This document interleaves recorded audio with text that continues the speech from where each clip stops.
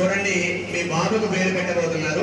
దాంట్లో భాగంగా వైశాఖ మాసంలో పుట్టాడు కాబట్టి మాసనామము అనంతుడు అని పేరు పెట్టాం.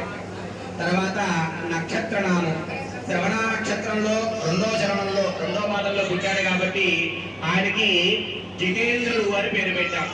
ఇక మూడవ పేరు అంటే వ్యవహారిక నామంలోకి రాబోతున్నాం. దాంట్లో రాయండి వ్యవహారిక నామ్నా, వ్యవహారిక నామ్నా.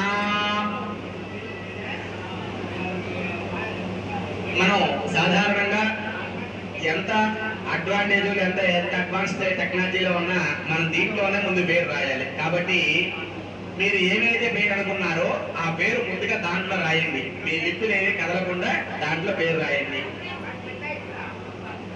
ఏమంటే ఆ దంపతులు ఏమంటే మా అబ్బాయికి పేరు పెట్టబోతున్నాం, పేరు కనుక్కున్న వాళ్ళకి గిఫ్ట్ ఉందండి అని చెప్తున్నారు. మీరు మెల్లిగా కనుక్కోండి, ఈలోపు ఆలోచన చేయండి, ఆలోచన చేయండి, ఆలోచన చేయండి. అదిగో ముందుగా మీరు చెప్పిన దాన్ని బట్టి, మీరు చెప్పిన టయాన్ని బట్టి గిఫ్ట్ ఇవ్వడం అనేది.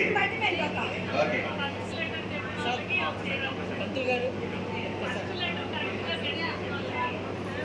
రైట్ అండి. అది కూడా వాళ్ళు ఇదే ఫ్రేమ్ ఉంటారు. రైట్ అమ్మా.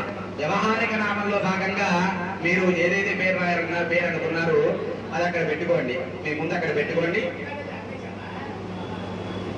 ఉంగరాన్ని ప్రస్తుతానికి మీ చేతికి పెట్టేసుకున్న పర్వాలేదు, జాగ్రత్త చేసుకోండి. రైట్, మీరందరూ ఒక్కసారి అక్కడికి పదండి. ఏమండి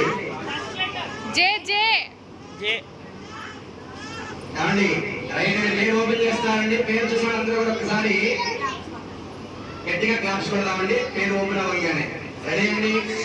రెడీ, 1 2 3.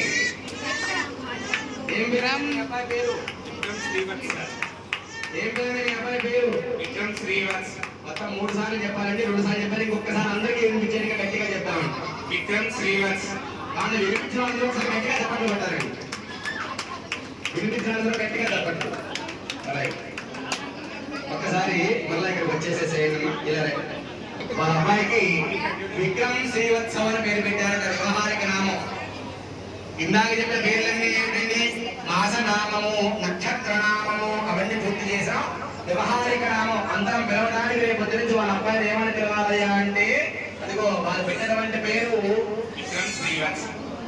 విక్రమ్ శ్రీవత్స్, విక్రమ్ శ్రీవత్స్ అని పేరు పెట్టారు. చక్కగా పేరుని ఓపెన్ చేయడం జరిగింది. చక్కగా చాలా సంతోషం అండి.